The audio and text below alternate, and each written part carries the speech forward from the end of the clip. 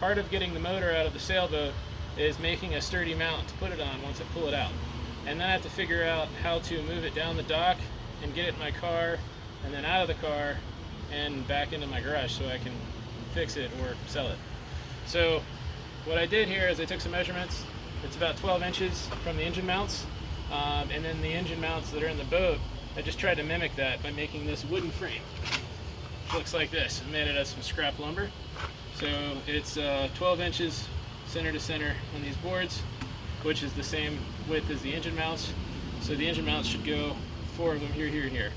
So this way I should be able to slide the engine straight out, because this matches the engine mounts inside the boat. So I'll slide it right up, and if I measured it right, the engine should be able to slide right out onto this once I hoist it out with the using the boom and the main sheet.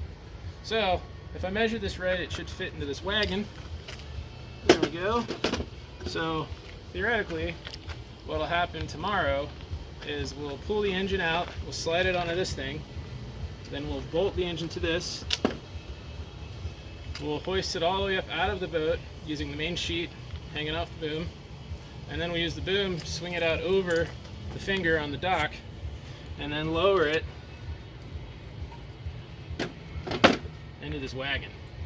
Once it's in the wagon, the engine weighs the same amount as I do, and then we'll be able to pull this, take it to the end of the dock, and then the idea is I'm going to find some other pieces of lumber or maybe some aluminum bars that I can attach quickly with some screws so that I can have handles.